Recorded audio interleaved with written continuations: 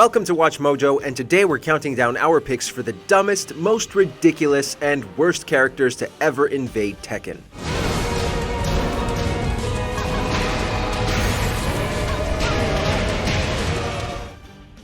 Number 10.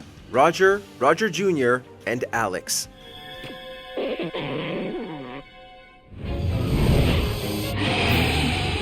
Look, the idea of a boxing kangaroo and velociraptor is goofy and all, but we gotta be honest with ourselves. Roger and Alex kinda suck. Their reach is super weak compared to most of the roster across Tekken, and they both have a wealth of attacks that are punishable when blocked or whiffed.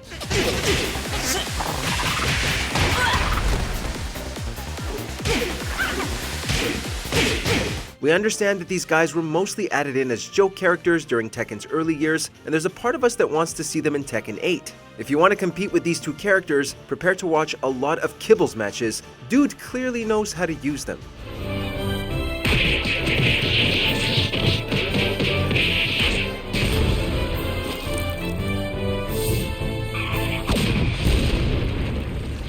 Number 9. Sebastian. Oui, il s'agit bien de Sebastian. Il a surpris tout le monde. Un nouveau champion des arts martiaux est né. We're trying not to harp on anyone from Tag 2's astoundingly meaty roster. However, what was the deal with Sebastian? Lily's butler? He's seriously going to take a slot in this game.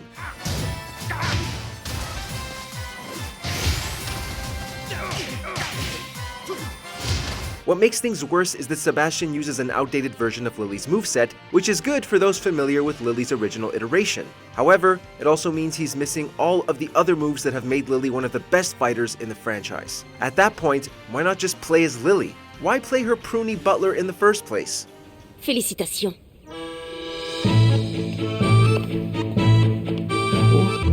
Merci. Number 8. Dr. Bosconovitch.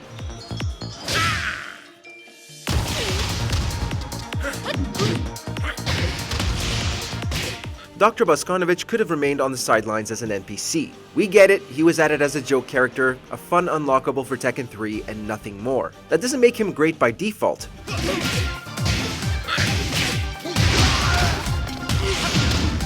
Bosconovitch has a hack-9 mashup of every character's moveset while lacking any real range whatsoever. On top of that, he moves so ungodly slow that a mere punch is dangerous when punished. You basically have to pray that your opponent finishes their attack with a move that leaves them open long enough for you to squeeze in a couple of jabs.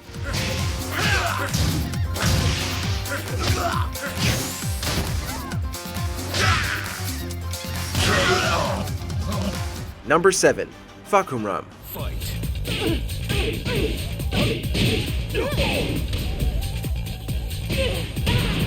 We're open to the idea of new fighters, but in the case of Faum Ram, we're confused. First off, we've already had 3 Muay Thai fighters. Josie Rizzo and Brian Fury, who were in Tekken 7, already use Muay Thai mixed with other martial arts. So, why not put Bruce Irving in the game instead?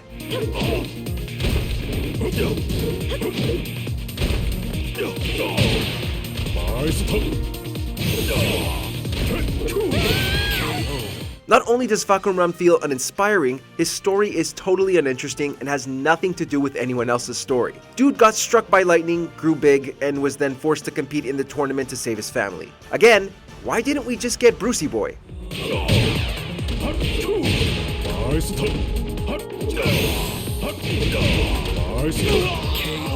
Number 6. Ganryu.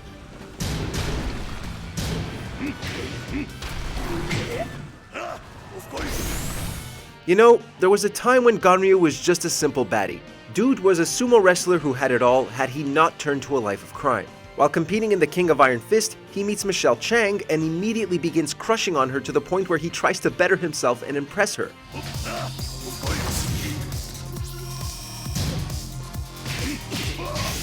Then we get to Tekken 5. He ain't fawning for Michelle anymore, but her daughter. Since then, Ganryu has been nothing more than a simp. We'll admit it's funny to see him fail, but seeing him turn into a total creep just hurts a bit.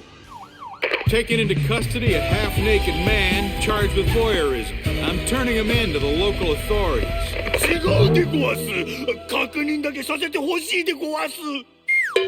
Number 5. Gigas.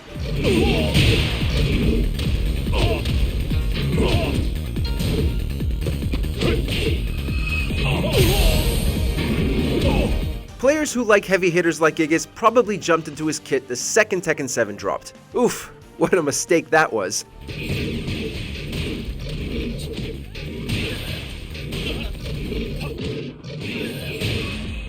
Gigas might be one of the worst big lugs to appear in a fighting game. Tell us, how does a Hulk of his size have such a weak defense? So many of his moves are extremely slow and easy to punish, making him a boring punching bag. He can punish just as easily, but when it takes him an eternity to dish out a simple combo before the opponent can recover, good God, he is the most useless character on the roster.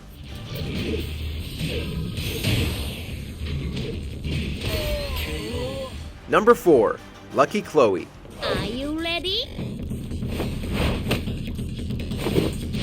For some strange reason, Lucky Chloe gets a lot of hate from some of Tekken's fanbase. Like, a lot of hate. Some get way too carried away with it. For those more reasonable, many simply don't like Lucky Chloe because of her vibrant and outgoing personality.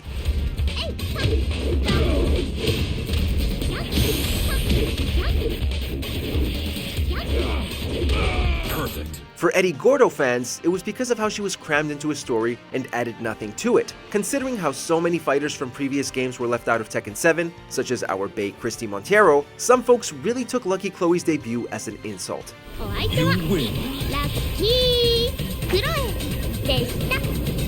Number 3. Azazel. Round 1. Fight!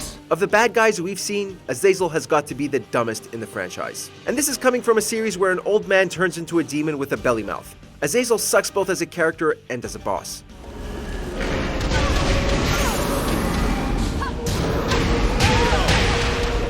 First off, Purple Crystal Dragon? Really? This is the final boss for Tekken 6? Second, he requires several attacks for you to juggle him, which is next to impossible to pull off. Third, his entire presence in the story feels out of place. Tekken 8 does a solid job at giving him more purpose in the story, but overall, Azazel should have never been a thing in the first place.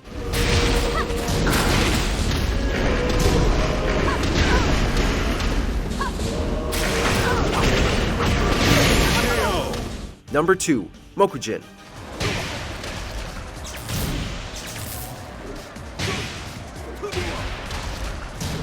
We have nothing against Mochin as a character. A living training dummy is kinda silly, and he fits with the already absurd world of Tekken. However, when playing as him, that is where folks start to resent him.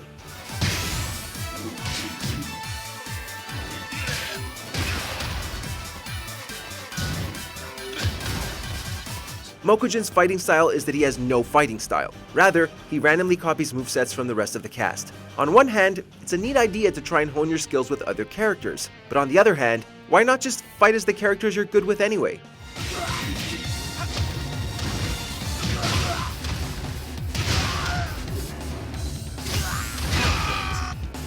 Before we continue, be sure to subscribe to our channel and ring the bell to get notified about our latest videos. You have the option to be notified for occasional videos or all of them. If you're on your phone, make sure to go into your settings and switch on notifications.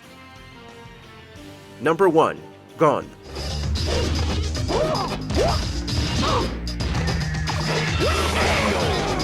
As much as we would like to see Gon put in a new Tekken game, it just isn't going to happen.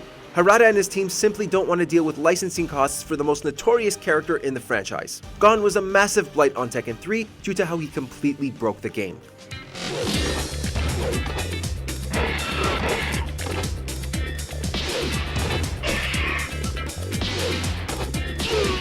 His short height meant most characters couldn't land half of their moves on him, and to use his moves effectively, you have to be in your rival's business. In other words, Gon is painful for both players. Let's just leave him to rot with the other dinos.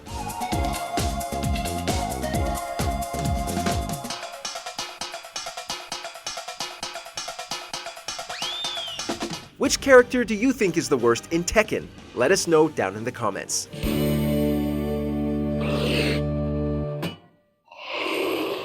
Did you enjoy this video? Check out these other clips from WatchMojo and be sure to subscribe and ring the bell to be notified about our latest videos.